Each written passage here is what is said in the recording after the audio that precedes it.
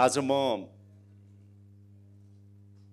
ऐतिहासिक, विशिष्ट, चर्चित र सङ्घर्षशील नेपाली चलचित्रका विभिन्न क्षेत्रका ऐतिहासिक अनि दिग्गज व्यक्तित्वहरूलाई सम्मान गर्ने अवसर, यो अपर्च्युनिटी ग्र्याब गर्नको लागि नै आएको हो।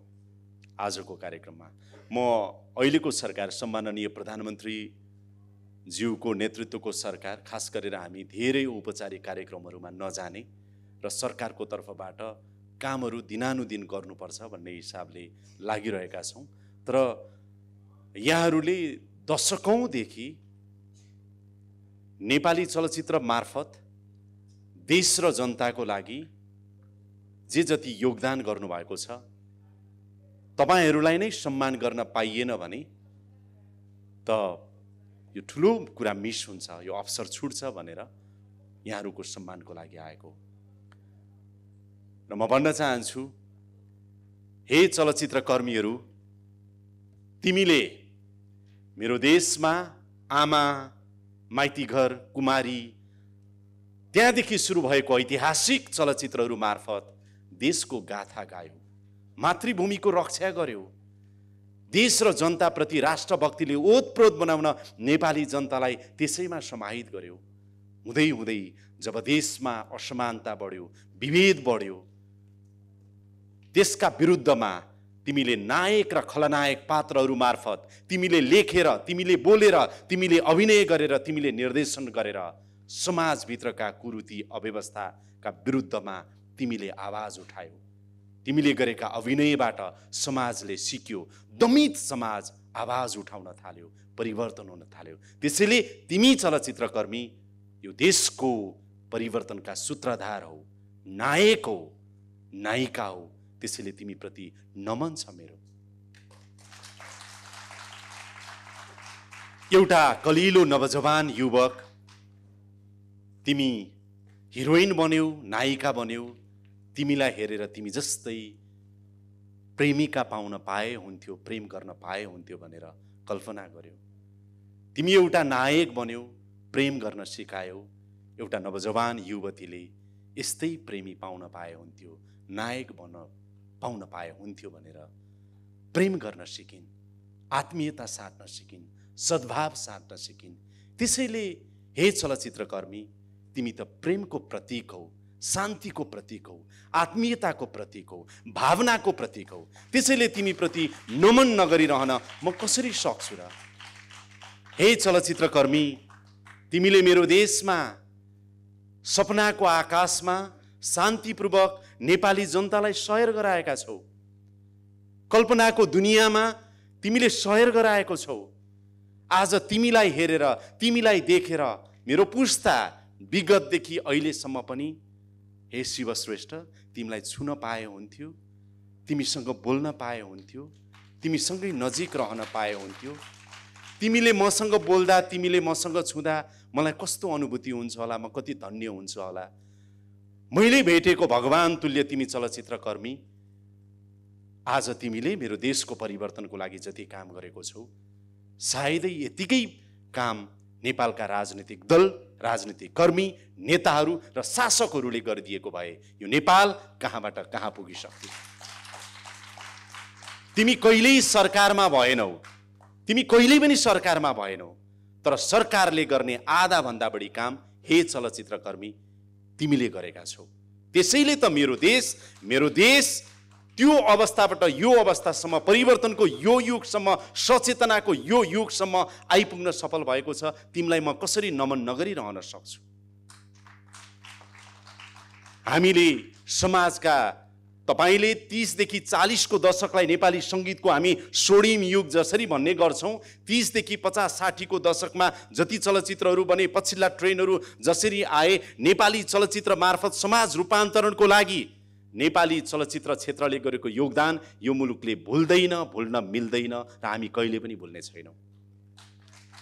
र अबको एउटा समय आएको छ कि अब तिमीले हामीलाई कहाँ डोर्याउँदै छौ भने, पहिला त देखिएका, थाहा पाइरहेका गाउँ घर समाज सहर सबैको कथा तिमी भन्दै हिँड्थ्यौ, क्यामेरामा कैद गर्दै हिँड्थ्यौ, टेबलमा बसेर एडिटिङ गर्दै हुन्थ्यौ, तिमीले गीत मार्फत आफ्नो आवाज मान्छेका मन मस्तिष्कसम्म गुन्जेमान हुने गरेर पुर्याउँदै गर्थ्यौ। तर आजकाल मलाई एउटा बडो खुसी लागेको छ, हे चलचित्रकर्मी, तिमी आजकाल के गर्न लागेका छौ भने लुकेका कुरा, लुकाइएका कुरा, नदेखिएका कुरा, नदेखाइएका कुरा, भोलि हुने कुरा, सम्भावनाको कुरा, भविष्यका कुराहरू म त्यो कथामा देखिरहेको छु। मैले पूर्णबहादुरको सारङ्गी हेर्दा होस् या मैले पछिल्लो समयमा परान हेर्दा होस्, मलाई त्यो लागिरहेको छ र त्यसप्रति म तिमीप्रति आभारी छु। त्यसैले म सम्पूर्ण चलचित्रकर्मी जो आज सम्मानित हुनुभएको छ, हेमन्त बुढाथोकीलाई देख्दा सानामा साह्रै रिस उठ्थ्यो। कति दुःख दिएको हिरोइनलाई, कति शोषण गरेको, कति अन्याय गरेको, कति पाप गरेको, कस्तो पात्र भन्ने लाग्थ्यो। कस्तो पात्र भनेर उहाँ आयो कि त्यो मनमुटु उकुस मुकुस भएर यो नआए पनि हुन्थ्यो भन्ने लाग्थ्यो नि। तर आज मैले यो स्टेजमा सम्मान गरिराख्दा मैले त नायक हेमन्त बुढाथोकीलाई पो पाएँ, नायक हेमन्त बुढाथोकीलाई पाएँ। तपाईहरू जस्ता सयौं कलाकार मैले देखिरहेको छु। सविता गुरुङलाई देखि, तीर्थ थापालाई देखि, प्राविधिक क्षेत्रका कयौं मान्छे हुनुहुन्छ आज सम्मानित भएका, कयौं यस्ता दिग्गज अनुहारहरू हुन्छ जसले आफ्नो जीवन सम्पूर्ण रूपमा यो क्षेत्र मार्फत राष्ट्रको योगदानमा बितायो। र मलाई एउटा चिन्ता छ, हेर्नुस्, म 6 महिनाको लागि मन्त्री बनेको छु, तर तपाईले आफ्नो जीवनको 30 देखि 40 वर्ष 50 वर्षसम्म यो क्षेत्रमा योगदान पुर्याउनु भयो, मुलुकमा परिवर्तन आयो। तपाईको बुढेसकालमा तपाईलाई कसले हेर्ने होला, कसरी हेर्ने होला, के गर्ने होला? यो समाजवाद उन्मुख राज्य व्यवस्था भन्छ, हाम्रो संविधानको प्रस्तावनामा हेर्नु होला, समाजवाद उन्मुख राज्य व्यवस्था भन्छ। यदि त्यो समाजवाद उन्मुख राज्य व्यवस्था हो भने अब राज्यले तपाईलाई हेर्नुपर्छ।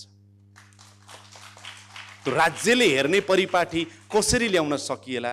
म त 6 महिनामा छु, 6 महिनाको चाहिँ नि अहिले कार्यकाल लिएर आएको छु र म तपाईहरूलाई भन्न चाहन्छु, नेपाली चलचित्रको क्षेत्रमा मैले, हाम्रो अध्यक्षज्यू यहाँ हुनुहुन्छ, तपाईको सञ्चार कर्मबाट म प्रभावित छु, तपाईको सिनेमा कर्मबाट म प्रभावित छु, तपाईको सामाजिक कर्मबाट र व्यावसायिक कर्मबाट म प्रभावित छु।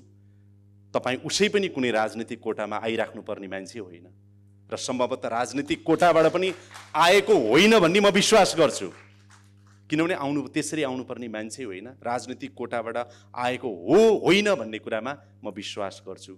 तर तपाईँ जुन कुर्सीमा आज हुनुहुन्छ, तपाईले जे गरिराख्नु भएको छ त्यसको प्रशंसा गर्छु, तर कृपया तपाईसँग करिब 1 वर्षको अवधि छ, व्यवहार गैर राजनीतिक नै गर्नुहोला, व्यवहार व्यावसायिक नै गर्नुहोला, व्यवहार चलचित्रको लेन्सबाटै सबैलाई हेर्नुहोला। त्यसले राजनीतिको कोटरी भन्दा तपाईलाई माथि पुर्याउँछ र भविष्यमा पनि चलचित्र विकास बोर्डको अध्यक्ष दिनेश ऋषि ऊ साँच्चीकै प्रभावशाली थियो भनेर नाम छोड्नुपर्छ। यादव खरेल पहिलो अध्यक्ष हो मेरो सम्झनामा भएसम्म चलचित्र विकास बोर्डको।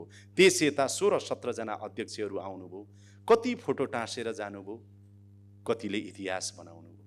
सामान्य मानिसहरू इतिहासमा जन्मिन्छन्, विशेष मानिसले त्यो क्षेत्रको इतिहास बनाउँछन्।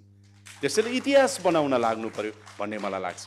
केही कुराहरू पक्कै छन्, हेर्नुहोस्, केही कुराहरू पक्कै के छन् भने चलचित्र प्रदर्शनको एकदमै भद्रगोल अवस्था छ। निर्माण त भए, कहाँ देखाउने, कसरी देखाउने, कसले टाइम पाउने, कसले नपाउने, त्यो देखेको छु। अस्ति मैले यहाँ आउनुभन्दा अगाडि चलचित्र कर्मीहरूसँग मेरै मन्त्रालयमा बोलाएर पहिलो पटक म आफैले अध्यक्षजीसँग कुरा गरेर भेट्नु पर्यो भनेर यहाँहरूसँग भेटेँ। के छ समस्या भनेर त्यसलाई हल गर्नुपर्ने छ। सबभन्दा ठुलो कुरा चाहिँ मैले के भनेको छु भने विकास बोर्डलाई पनि र सचिवज्यूलाई पनि र यहाँहरूलाई पनि देश र जनताको हितमा नेपाली चलचित्र क्षेत्रको विकासका लागि र चलचित्र कर्मीको लागि यो 5 महिना अब बाँकी छ मेरो, यो अवधिमा मैले के गर्नुपर्छ, के गर्न सक्छु, मलाई स्पष्ट रूपमा लेखेर लिएर आउनुहोस्, म गर्छु। मैले यो अस्ति भनेको छु, यो मैले दोहोऱ्याएँ र यसको कार्य प्रारम्भ यहाँहरूले गर्छु भन्ने चाहिँ धेरै बोलेर आश्वासनको कुरा हुन्छ। कार्य प्रारम्भ हाम्रो सचिवज्यू यहाँ हुनुहुन्छ, सहसचिवज्यू उदय सर एकचोटि उता फर्किदिनुहोस् त उठेर। सहसचिवज्यू उदय राणा मगर हाम्रो यो जाँच पासको अध्यक्ष पनि हुनुहुन्छ क्यारे, उहाँलाई फर्किनुहोस् भन्नुको कारण छ, म त 5 महिनापछि जान्छु, सचिवज्यू र उहाँ त जवाफदेही हुनुहुन्छ, राज्य त उहाँहरू हो। त्यस कारणले गर्दा यो चलचित्र कर्मीप्रति उहाँलाई मैले विशेष आग्रह गरेर नै त्यो महाशाखा हेर्ने गरेर मेरै अनुरोधमा उहाँ विशेष रूपमा त्यहाँ आउनुभएको। त्यसैले केही गर्न सकिन्छ कि भन्ने हामीलाई विश्वास छ। हामीले होइन, हिजो मिटिङ गऱ्यौँ र हिजोबाट नै हामीले कार्य प्रारम्भ गरेका छौँ। केही नीतिगत कुरा के चेन्ज ल्याउनुपर्छ त्यो कुराहरूमा कार्य प्रारम्भ गरेका छौँ। त्यही रूपमा हामी अगाडि बढ्छौँ। र म जगदीश खरेल यहाँहरूलाई भनौँ, तपाईँहरूले मसँग 8 घन्टासम्म नेपाली चलचित्रको बारेमा निर्देशकदेखि निर्मातासम्म, नायकदेखि नायिकासम्म, छायाङ्कनदेखि द्वन्द्व निर्देशकसम्म, त्यस पछाडि गएर चाहिँ नि यो सबै भन्नु र सङ्गीतकारदेखि गायकसम्म, कलासम्म भन्नुभयो भने म 9 घन्टासम्म ननिष्ठ बोलिदिन सक्छु। मैले अघि कसलाई भनेको थिएँ, हाम्रो चाहिँ आगोको को हुनुहुन्छ, उहाँ हुनुहुन्छ होइन, तपाईँको किसानजीको चाहिँ आगोको सारङ्गा श्रेष्ठदेखि तपाईँको गायक देब्रे आँखा झिम्क्याउँदा गीत पनि त्यही हो गएर होइन, देखि लिएर सुशील छेत्रीदेखि सचिन सिंह सङ्गीतकारसम्मको उहाँलाई भन्यो भने चाहिँ तपाईँहरूका हरेक सिनेमाका मलाई भित्री कथाहरू म हेर्दै सुन्दै पढ्दै आएको कारणले गर्दा मेरो पनि तपाईँहरूको जस्तै रगतमा, तपाईँहरूको रगतमा गरेको चलचित्र छ, मेरो रगतमा पनि हेरेको, महसुस गरेको, देखेको चलचित्र छ। त्यसैले हामी उस्तै छौँ, हामी उही नै ठाउँमा छौँ। नेपाली चलचित्रको लागि जगदीश खरेल तपाईँहरूको एउटा साथी, भाइ, अनुज, कसैको अग्रज आज सञ्चार मन्त्री बनेको छ।